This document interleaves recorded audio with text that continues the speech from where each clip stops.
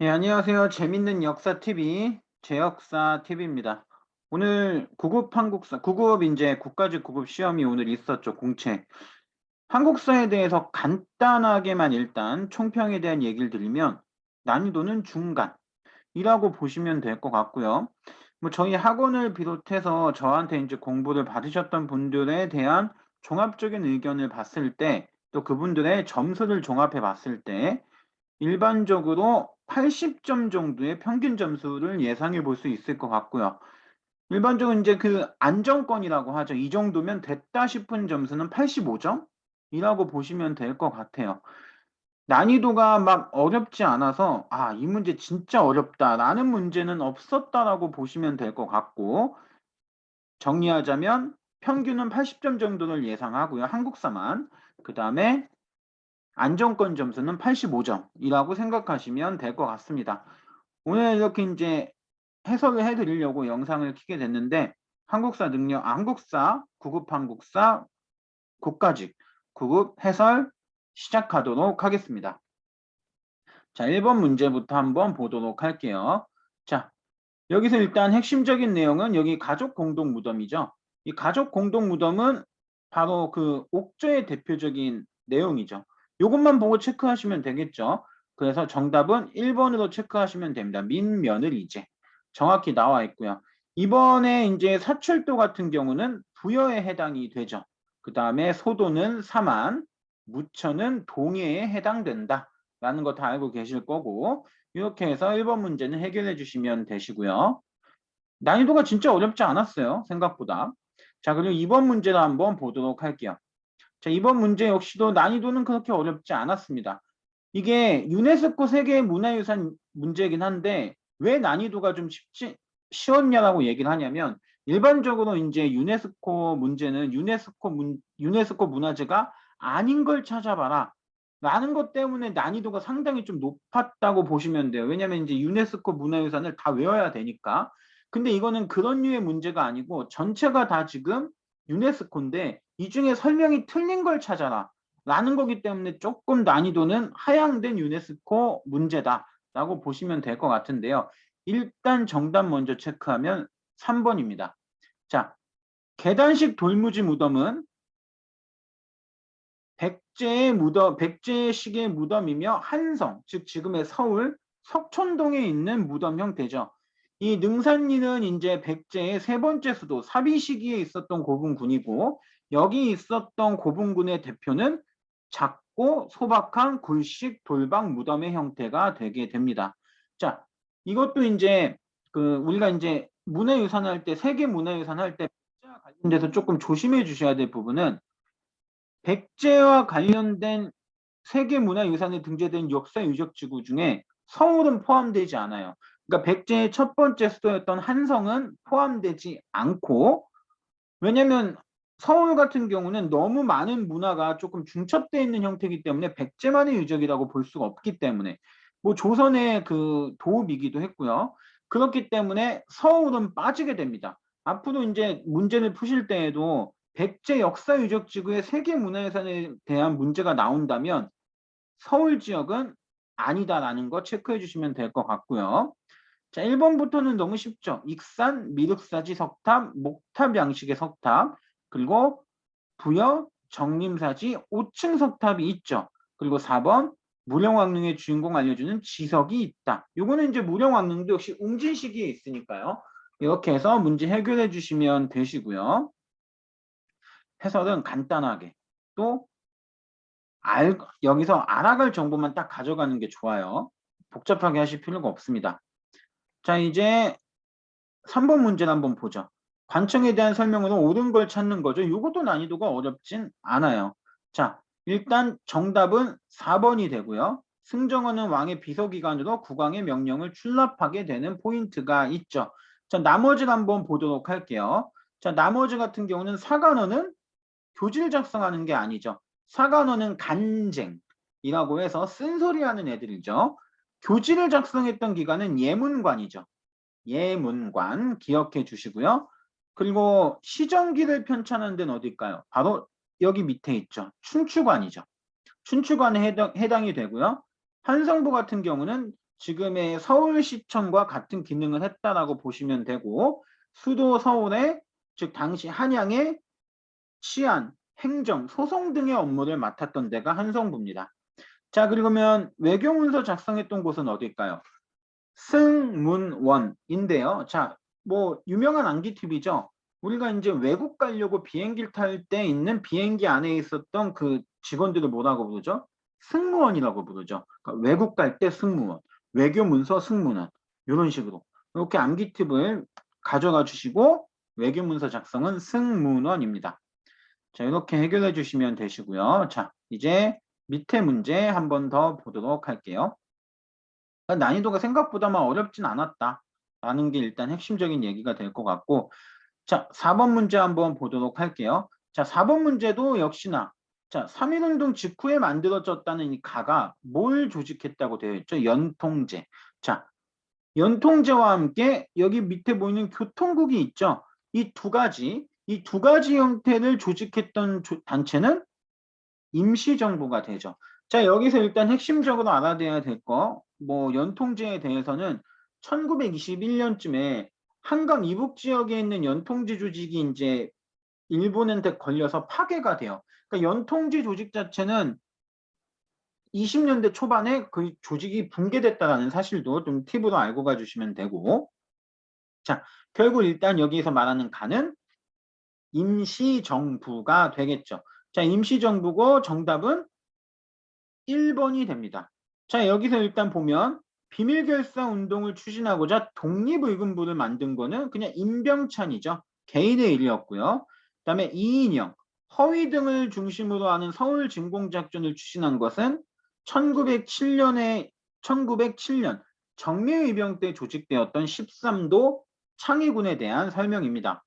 그리고 4번 영국인 배대를 발행으로 한 대한매일 신보를 창간한 것 역시 어떻게 보면 여기에 대한매일 신보의 주필로 참여했던 양기탁이라는 인물과 관련되어져 있기 때문에 어쨌든 대한매일 신보의 운영은 신민의 운영과도 어느 정도 연관성을 갖고 있다라고 이해하시면 될 것 같고요.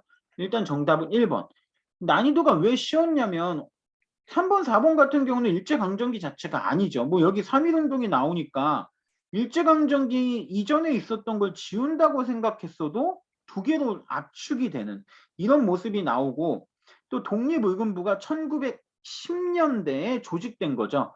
근데 3.1운동은 알다시피 1919년이고 그러다 보니까 이게 소거법으로도 풀 수가 있어요. 이게 이제 전부 다 3.1운동 이전에 있었던 일구나라는 걸 다 캐치가 만약에 되신다면 이거에 대해서 가를 모른다고 해도 요거 하나만으로도 1번으로 찍을 수 있는 문제가 되는 거죠. 그래서 난이도가 굉장히 좀 쉬웠다, 이번 9급 한국사가. 그렇게 좀 얘기를 드릴 수 있을 것 같고요. 자, 이제 5번 문제를 한번 보도록 할게요. 5번. 자, 5번 문제도 이제 처음부터 한번 보도록 하죠. 자, 가와 나에 대한 승려에 대한 문제죠. 옳은 거 찾으시면 되는 문제고요. 여기 보면 이게 핵심적이죠. 부석사. 부석사는 통일신라 시대 승려, 의상대사가 세운 거죠. 그러니까 가는 의상대사가 되는 거고요. 나 한번 볼게요. 자, 선덕여왕에게 황룡사 구축목탑을 건의하였다. 바로 누굴까요? 자장법사가 되죠. 그러니까 나는 자장법사가 됩니다. 자장율사라고도 하죠. 그래서 가는 의상, 나는 자장이라고 생각하시면 되고, 일단 한번 보도록 하죠. 정답은 일단 2번입니다. 가는 화엄 일승 법계도, 그러니까 의상대사는 화엄종을 개창한 인물로도 유명하죠. 그래서 화엄 일승 법계도라고 하는 화엄종과 관련된 경전을 쓴 인물로도 유명합니다. 자, 이제 나머지를 한번 보도록 하죠. 1심 사상. 1심 사상을 제시한 거는 의상대사의 절친, 바로 원효대사에 대한 설명이 되고요. 왕호천축국은 해초천축국, 이렇게 외우시면 되죠. 해초 스님에 대한 설명이 되고요. 그리고 교관겸수를 제시한 인물은 고려시대죠. 고려시대 대각국사 의천에 해당이 됩니다. 자, 대각국사 의천에 해당되는 내용이니까 그렇게 한번 생각해 주시면 될 것 같고요. 난이도가 그렇게 진짜 어렵진 않았다라는 걸 여기서도 한 번 더 확인하실 수가 있습니다. 자, 그리고 6번 문제를 보도록 하죠. 자, 6번 문제. 가왕에 대한 설명으로 옳은 걸 또 역시나 찾으면 돼요. 가왕이 누군지 한번 볼까요? 옳은 거 찾으시면 되는 거고요. 자, 뭐 고왕이라고 하였다. 뭐 그리고 고왕이라고 하면 고왕 대조영입니다. 자, 대조영이 주니 고왕이라 하였다. 자, 그러면 대조영이 죽고 나서 아들 얘가 됐으니까 이대왕이 되겠죠. 이대왕은 바로 인안이라는 연호를 사용했던 문왕이 됩니다. 문왕. 자, 문왕은 이렇게 무왕이에요. 이대무. 죄송해요. 무왕대무예. 무왕대무예. 자, 요거죠. 무왕대무예. 얘가 이대왕입니다. 자, 여기서 핵심적으로 봐야 될 거 봐봐요. 우리가 문반, 무반할 때 무를 많이 얘기하죠. 그러니까 장군을 뜻하는, 그리고 무예, 무술. 이걸 얘기해 드리는 이유는 무왕대무예는 싸움을 좋아하는, 뭐 존호와 이름에 맞게 싸움을 굉장히 좋아했던 인물이에요. 그래서 당의 둥지 공격하고 흑수보 말갈 공격하고 이렇게 많은 곳에 싸움을 걸었던 왕이 무왕이다 라고 좀 하시면 좀 연상돼서 느낌으로 아실 수 있는 내용도 되니까 그것도 기억해 주시고, 자, 그래서 정답은 몇 번이 될까요? 싸움을 좋아했다 라는 포인트를 가져가시면서 정답은 바로 자, 3번이 됩니다. 당의 등주를 공격하였다. 자, 나머지 한번 보도록 하죠. 나머지는 수도를 상경성으로 옮겼다. 자, 요거는 좀 이게 만약에 그 3대 문왕이면 헷갈릴 수 있는데, 자, 수도를 중상동으로 옮긴 것. 중경에서 상경, 상경에서 동경으로 옮긴 거는 3대 문왕이 되죠. 근데 여기서 지금 상경성으로 옮긴 거는 5대 왕인 성왕이 됩니다. 이거 외울 수 있는 포인트는 그냥 우리가 이제 행정구역에서 말단을 무슨동이라고 하잖아요. 그러니까 3대 문왕은 중상동에 살았다. 그러면 중경, 상경, 동경으로 옮긴 걸 좀 기억하실 수 있을 거예요. 중상동에 살았다. 즉 상경성으로 간 거는 문왕이 될 수는 없다. 그래서 1번 같은 경우는 5대 성왕에 대한 설명이 되는 거고요. 자, 해동성국이라 불릴 만큼 전성기를 이루었던 왕은 10대 선왕입니다. 선왕. 자, 그리고 4번 같은 경우 동모산의 도읍을 정하였다. 자, 동모산의 도읍을 정해서 나라를 만든 인물 여기 나오죠. 대조영입니다. 자, 4번은 대조영에 해당이 된다 라고 체크해 주시면 되시고요. 자, 이제 다음 문제로 한번 넘어가 보도록 하겠습니다. 7번 문제를 한번 보도록 할게요. 자, 7번 문제 역시나 난이도가 많이 어렵진 않아요. 일단 가라 국왕대에 있었던 사실. 자, 한번 보도록 하죠. 법정문에 대해서 나와 있는데 경국대전이 완성된 것, 현찬되온 것은 바로 언제죠? 성종이죠. 그러니까 가는 성종이 되는 거고요. 자, 그리고 속대전을 마련했다. 여기는 나는 영조가 됩니다. 영조. 나는 영조. 대전통편을 완성한 다는 정조가 되고요. 대전 회통을 편찬한 거는 왕으로 치면 고종이 되죠. 고종. 여기 나는 고종에 해당이 됩니다. 흥선대원군이 주도적으로 하긴 했지만 왕은 고종 때죠. 자, 그러면 여기서 한번 보도록 할게요. 옳지 않은 것을 고르는 거니까 주의해 주시고, 자, 성종 때는 자, 홍문관을 두었죠. 오케이, 맞고요. 2번, 영조가 서원을 대폭 정리했다. 맞죠? 왜냐하면 붕당 정치를 없애려고 했는데 붕당의 근거지가 서원이었기 때문에 많이 정리를 했습니다. 그리고 3번, 화성을 축조하였다. 그렇죠? 수원화성을 축조한 것도 정조죠. 자, 그래서 일단 정답은 4번이 되는데 삼정이정청을 설치한 거는 고종 이전의 왕, 바로 세도정치기 마지막 왕이었던 철종 때입니다. 바로 임술농민봉기에 대한 정부에 대한 대응으로 설치된 것이 삼정이정청인데, 뭐 간단하게 설명드리면 안핵사였던 박규수가 일단 이 임술농민봉기에 대해서 핵심적인 어떤 원인을 파악하러 간 게 안핵사거든요. 살필 안자를 써서 갔더니 삼정, 전정, 군정, 환곡이 문제더라. 이것 때문에 봉기가 일어난 거더라. 라고 해서 이거 이제 뭐 철중한테 상소문을 올려요. 삼정이 문제니 삼정을 바로잡아야 한다. 그래서 철종이 세운 게 삼정을 바로잡는 관청이라는 의미로 삼정이정청이 설치가 된 겁니다. 예, 그 포인트까지 좀 같이 가져가 주시고요. 자, 7번 문제도 이렇게 해결이 됐고 바로 8번 문제로 넘어가 보도록 하죠. 이런 문제가 진짜 쉽죠. 어떻게 보면 이번 구급 문제가 난이도가 쉬웠다는 게 문장 형태도 아니고 이런 식으로 나와서 이게 좀 너무 쉬운 게 봐봐요. 이 사건의 명칭 조광조 나오면 조광조는 언제 죽죠? 김효사 하잖아요. 정답 2번으로 갈 수가 있죠.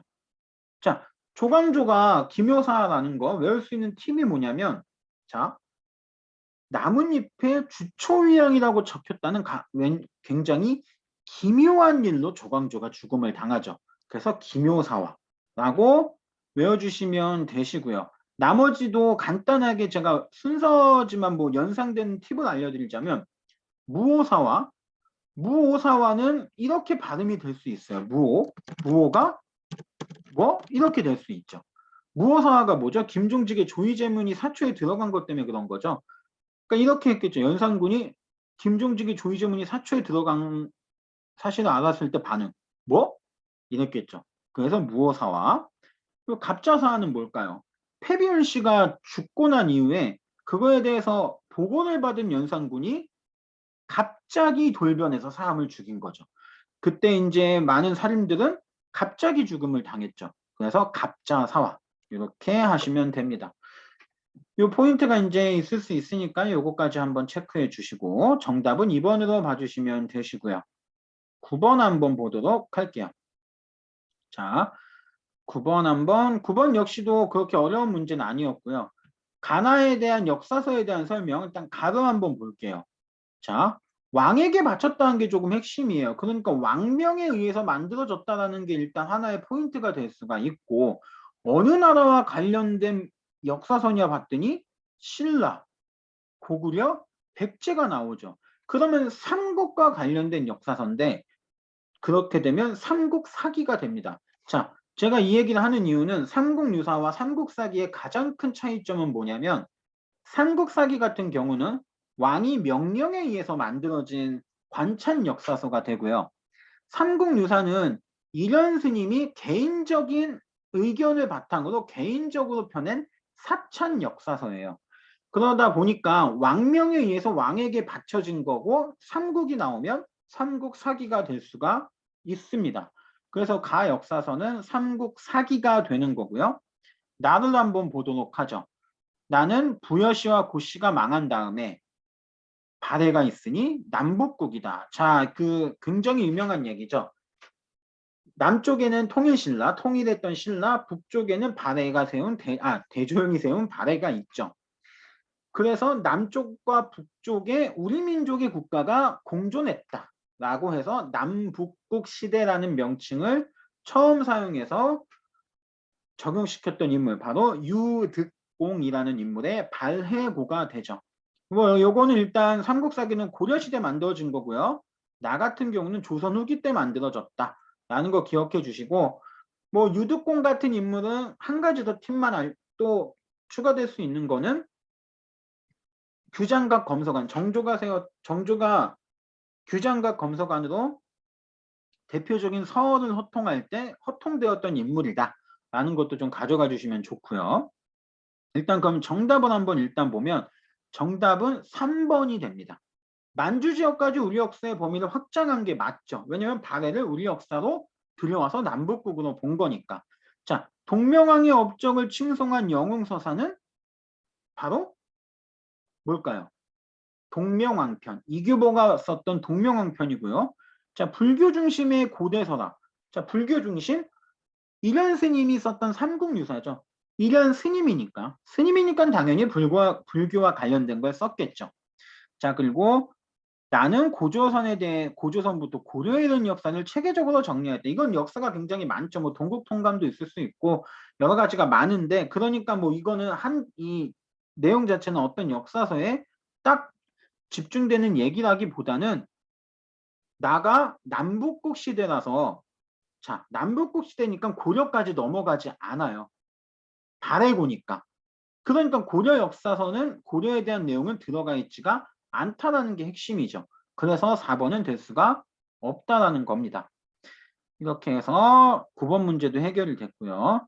자, 문제를 풀 때는 핵심만 가져가세요.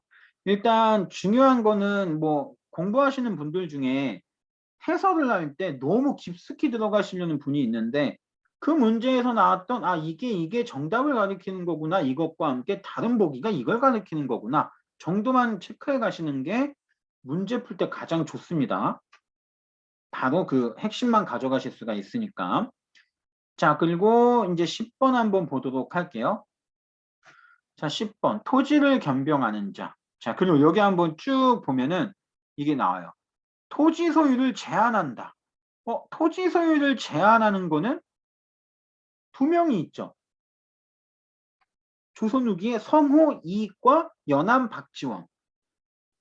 그 연암 박지원 같은 경우는 토지 소유의 상한선을 둔 거고 그 성호 이익 같은 경우는 하한선을 두게 되죠. 하한제. 자, 그러면 이게 이제 두 명으로 압축이 된 거고 어떤 걸 이제 제한하는지 한번 보도록 하죠. 자, 여기 뒤에 보면은 자, 초과에 소유한 자는 더 토지를 점하지 못한다. 제한된 면적을 초과한다라고 되어져 있으니까 초과한다라는 거는 위에 상승면을 얘기하잖아요. 그러니까 초과하면 안 된다는 거니까 상한선을 둔 걸 알 수가 있죠. 그러니까 이 내용은 토지 소유 상한제를 주장했던 연암 박지원의 한인명전의라는 책에 있는 내용입니다. 이 다음 주장을 했던 실학자는 연암 박지원이 되는 거고요. 박지원은 대표적으로 연하일기를 썼죠. 정답은 일단 3번이고 자, 반개선옥 같은 경우는 반개 유형원, 성호사설 같은 경우는 방금 제가 얘기했던 성호 이익. 뭐 헷갈리다고 냈겠죠. 토지 소유가 이게 토지 소유 제한이 나오니까 4번 목민심서는 정약용이죠. 자, 이렇게 정리해 가시면 되시고요. 또 꿀팁 하나. 열하일기는 세계 문화유산이 아니다. 라는 거 가져가 주시면 될 것 같아요. 자, 이제 11번 문제로 한번 넘어가 보도록 하겠습니다.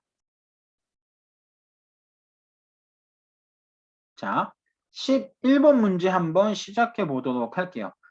자, 일단 여기서 핵심적으로 봐야 될 거 한번 체크해 보도록 하죠. 가시기가 어느 시기일까요? 가시기.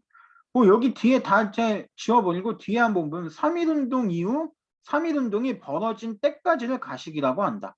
3.1운동은 1919년에 만들어진 게 아니라 1919년에 발생을 하죠. 자, 그러면 1910년대를 얘기하는 거니까 일제강점 중에 무단 통치 시기. 자, 헌병에게 경찰 업무를 부여한 여기만 봐도 알 수는 있죠. 그러니까 이게 이제 한국사, 특히나 이제 공무원 한국사는 시간 단축이 생명이잖아요. 그게 시간 단축할 수 있는 거 오면 바로 그냥 해서 가시면 돼요. 이렇게. 여기서 이제 1910년대 무단 통치라는 걸 알 수가 있고 정답은 1번이 됩니다. 뭐 토지조사령, 해사령, 임야령, 광업령 등등의 많은 것들이 경제 제재를 위해서 많이 나오는 것들이 이제 10년대의 특징이라고 볼 수가 있고요. 자, 창씨 개명 조치가 시작된 건 1940년부터고요. 그리고 국민학교로 변경된 국민학교령도 1941년에 해당되니까 40년대. 그리고 국가총동원법이 적용된 건 역시 1938년부터니까 2번, 3번, 4번은 전부 다 민족 말살 통치기에 해당된다. 그 정답은 1번으로 가주시면 되시고요. 자, 그리고 12번 문제로 넘어가 보도록 할게요. 자, 12번 문제. 인물사 문제가 나왔는데 인물사도 역시나 이게 그 예상 가능하신 분이 나왔기 때문에 난이도가 높지 않았다는 거 볼 수가 있고 여기서 커트.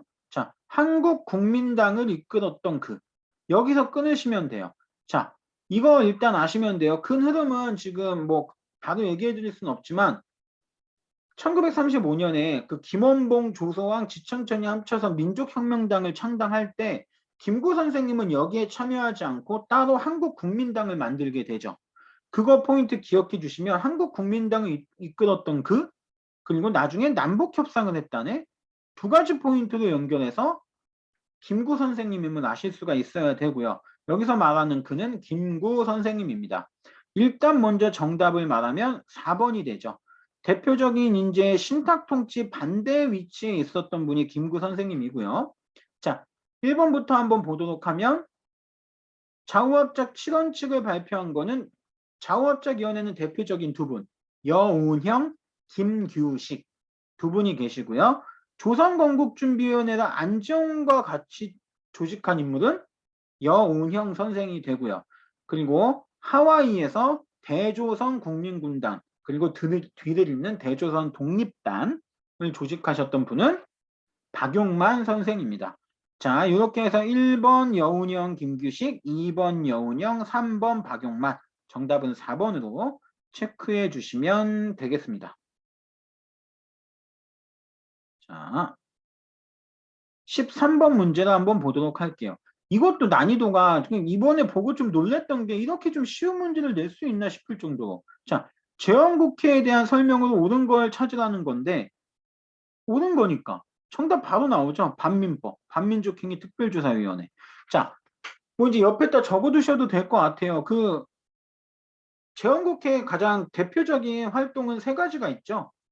뭐 재헌국회 활동 때 여기 있는 반민특위, 그 다음에 또 뭐가 있나요? 농지개혁, 그리고 귀속재산 처리.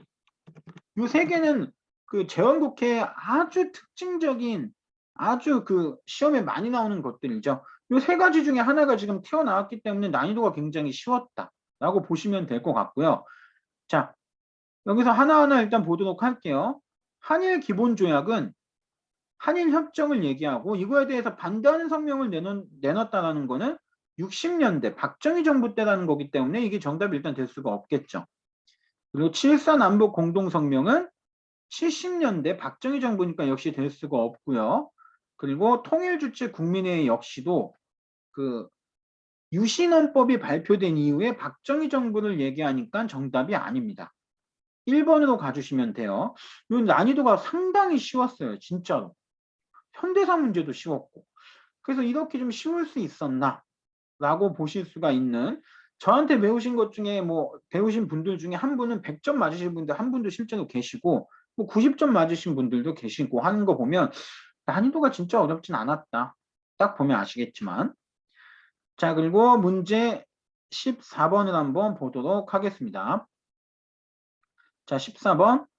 여기도 역시 이제 그에 대한 설명이 나오는데 뭐 여기서 그냥 끊죠. 고종이 즉위한 이후에 실권을 장악한 그.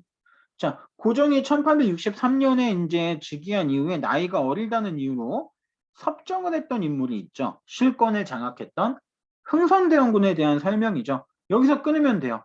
뭐 뒤에 누구지에서 보실 필요 없어요. 이의 핵심만 잘 알면 끊고 넘어가시면 됩니다. 넘어가서 정답은 흥선대원군 하면 척화비. 자, 이때 이제 흥선대원군 섭정기에 요거 기억해 주세요. 병제, 병호, 센 척. 이게 뭐냐면 일단 이제 그 뭐 병인양요, 그 다음에 신미양요, 제너럴 셔먼 사건이 다 미국하고 프랑스가 우리한테 센 척한 거잖아요. 그러니까 이제 이게 순서를 약간 헷갈릴 수가 있는데 병인박해, 제너럴 셔먼호, 병인양요, 오페레트, 신미양요, 척합인데 그냥 하나의 스토리라인으로 잡아서 학교에 병제랑 병호라는 쌍둥이가 있는데 우리한테 센 척을 하더라. 병제, 병호가 센 척한다. 이렇게 해서 병제, 병호, 센 척 하면은 이 이제 흥선대원군 시기에 있었던 통상수교 거부와 관련된 대표적인 사건들은 순서가 잡히실 수 있을 거예요. 자, 이렇게 해서 봐주시면 되고 나머지 보기를 한번 보도록 하죠. 나머지 보기에서 다른 것들. 자, 뭐 보빙사는 1880년대죠. 그 미국에게 이제 그 미국과 조미소 통상조약을 맺고 그 공사관 파견에 대한 감사의 의미로 보낸 게 되고요. 뭐 뜬금없는 게 튀어나왔죠. 백두산 정개비는 숙종 때 만들어진 거죠. 그리고 통리 기무 아문과 12사는 바로 80년대죠. 자, 여기서 일단 주목해야 될 점은 흥선대원군은 1863년부터 1873년 약 10년간의 섭정을 하고 1873년도에 그 최익현 선생의 상소문으로 인해 탄핵을 당해서 섭정에서 자리에서 내려오게 됩니다. 즉 80년대에 잠깐 툭 튀어나왔을 때는 여기 보이듯이 이모군한테 잠깐 재집권했을 때밖에 없어요. 그러니까 80년대, 70년대 후반과 80년대 상황, 90년대에서는 흥선대원군의 섭정은 찾아보실 수가 없다라는 게 핵심이 될 수가 있습니다. 자, 이렇게 해서 넘어가 주시고 15번 한번 보도록 할게요. 자, 15번. 이 왕에 대해서 한번 보도록 하죠. 이 왕이 누굴까요? 자, 여기서 보면 백제 계로왕이 나오죠. 여기서도 일단 핵심, 잘 봐봐요. 계로왕이 나오면 그 문제를 푸실 때도 역시나 계로왕 나오면 계로왕이랑 연결된 왕이 누가 있지? 잠깐만, 신라에는 특별히 없고 그러면 계로왕을 죽인 왕은 고구려 장수왕인데 자, 이 왕이 지금 백제를 친다고 되어져 있잖아요. 계로왕 보셨으면 쭉 본다면 이 왕이 백제를 쳤다네? 오케이, 그러면 장수왕으로 봐주시면 돼요. 한성을 함락시키고 계로왕을 죽였던 왕이 바로 장수왕이니까요. 그래서 정답은 1번입니다. 자, 여기서 말하는 이 왕에 백제 계로왕이 나왔고 밑에 보면은 전부 다 고구려 업적으로 나와 있잖아요. 그러면 고구려 왕을 고르라는 게 되는 거고 그렇게 되면 계로왕과 연결된 고구려 왕은 장수왕이네 하고 1번으로 가시면 돼요. 시간 단축이 목적이니까 이런 식으로 빨리빨리 보시면 되고 자, 나머지 한번 보도록 할게요. 진대법 같은 경우는 고국 천왕이 되고요. 낙난군을 점령하고 한군의 세력을 몰아낸 건 미천왕. 그다음에 신라에 침입한 왜군을 격퇴한 거는 광개토 대왕이 되죠. 자, 이렇게 봐주시면 되고 바로 16번 문제로 넘어가 보겠습니다. 다음 설명에 해당하는 문화유산은 어떤 게 될까요? 자, 주심포 양식이래요. 그리고 주심포 양식 그러면 고려시대네. 자, 머릿속으로 고려시대네 라고 생각해 주시면 되고 가장 오래된 목조 건물? 주심포 양식에서 가장 오래된 목조 건물 안동 봉정사 극락전이죠. 그래서 정답은 2번이 됩니다. 자, 아까 얘기한 대로 주심포 양식 나오면 고려 전중기예요. 고려다라고 일단 생각을 하시고 가장 오래된 거니까 공민왕도 지금 나오잖아요. 이 공민왕이 나오니까 고려시대라는 건 확실히 알 수가 있죠. 자, 그러면 흥인지문은 빠져야죠. 조선시대 때 만들어진 거니까요. 그리고 장경판정 역시도 약 그 조선시대 성종 부근 때 만들어진 걸로 건축된 걸로 알려져 있어요. 1번, 4번 자연스럽게 탈락시키고 2번하고 3번 둘 다 대표적인 추심포 양식인데 마지막에 이게 핵심이죠. 오래된 목조 건물은 2번 안동 봉정사 극락전으로 가주시면 됩니다. 예, 이렇게 해서 정답 2번으로 가주시면 되시고요. 자, 17번 문제. 가 단체는 어떤 단체일지 한번 보도록 하죠. 자, 아간파천 이후 여기 보면 서재필 등은 자, 아간파천 이후래요. 아간파천은 1896년 2월 달에 있었죠. 이후에 서재필 등이 만든 가다. 서재필은 대표적으로 독립신문하면 떠오르는 인물이잖아요. 그럼 서재필 등이 조직한 건 독립협회가 돼요. 가는. 아간파천 이후라는 포인트도 나오니까 아간파천 한 이후 4월달 그해 같은 해 2개월 후인 4월달에 독립신문이 만들어지고 같은 해 7월달에 독립협회가 조직이 됩니다.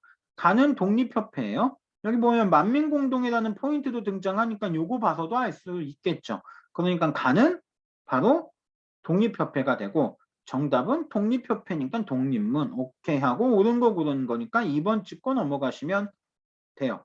자, 여기서 일단 핵심은 교육입국조서를 작성해 공포하였다. 자, 교육입국조서는 가보 2차 때 있었던 거죠.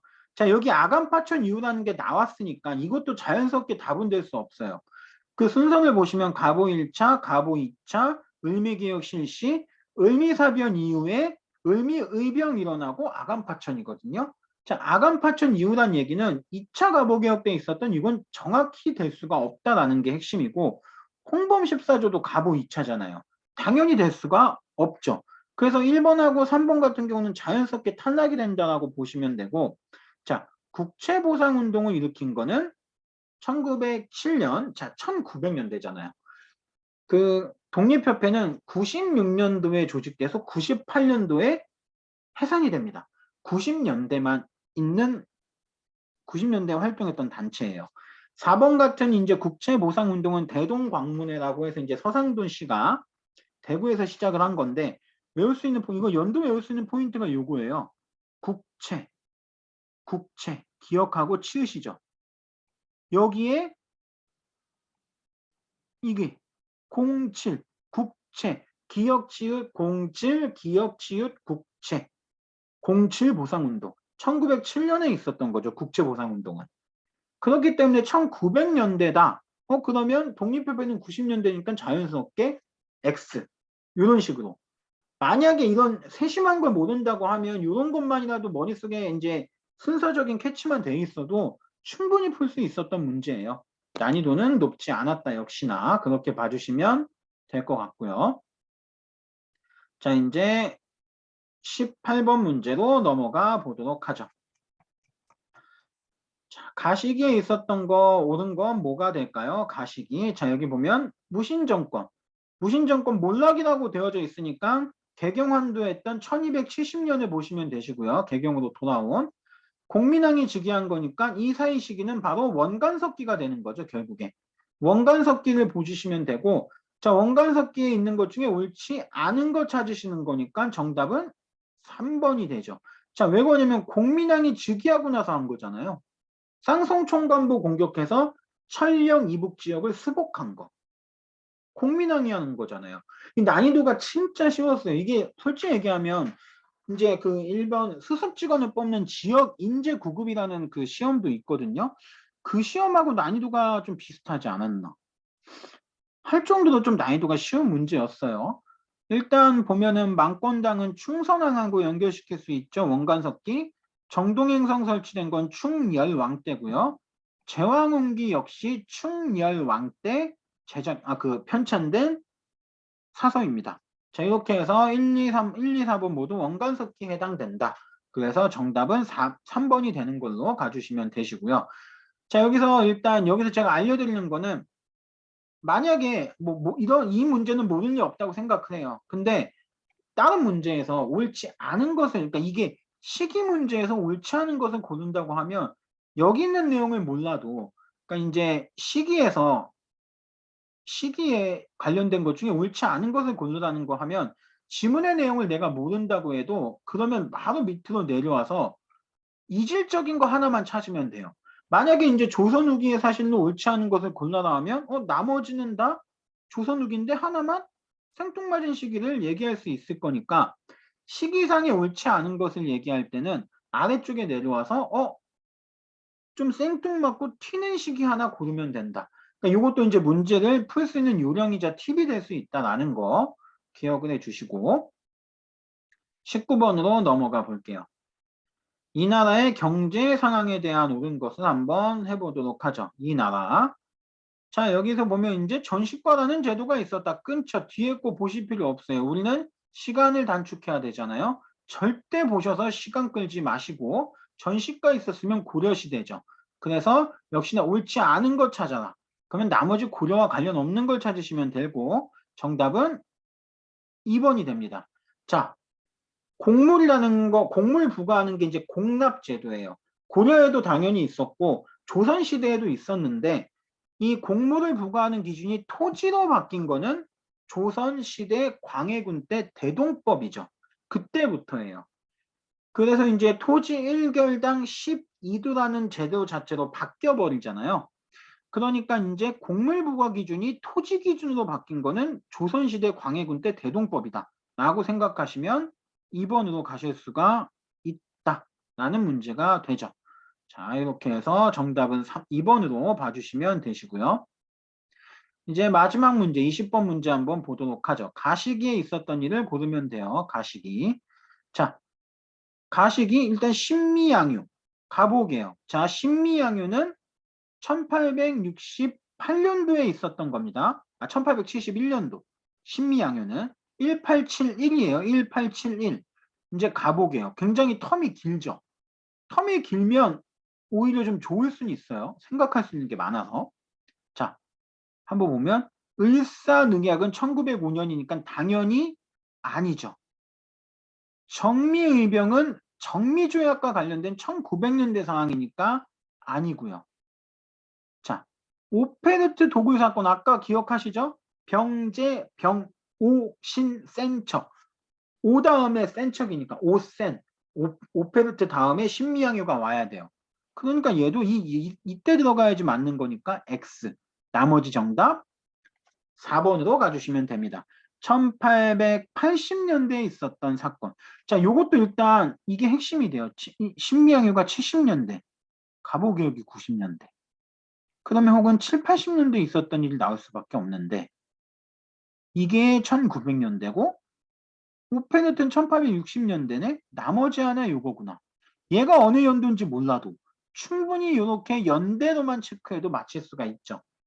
그래서 이제 계양기나 공부하실 때 중요한 게 연대별로 일단 알고 계시는 것도 문제를 푸는데 굉장히 큰 도움이 된다는 거 기억해 주시면 될 것 같고요. 예, 오늘은 이제 이렇게 20번 문제까지 해석을 다 마쳤고 보시면 알다시피 난이도는 어렵지 않았어요. 그래서 굉장히 평균을 높게 잡으셔도 돼요. 80점 이상으로 아까 얘기한 대로 평균 잡으시면 되고 안정권은 85점이라고 생각하시면 될 것 같습니다. 자, 오늘 이렇게 이제 영상 시청해 주셔서 감사드리고 제가 이제 뭐 네이버 카페도 이제 운영을 하고 있는데 댓글에 남겨드릴게요. 네이버 카페 같은 데 오시면 이제 뭐 제가 여러 가지 뭐 자료도 제공해 드리고 할 텐데 아직 이제 오늘 만들어서 만든 지 얼마 안 돼서 회원은 많이 없는데 일단 네이버 같은 카페 같은 데도 오시면 제가 여러 가지도 도움 드릴 수 있으니까 한번 방문해 주시면 좋을 것 같고요.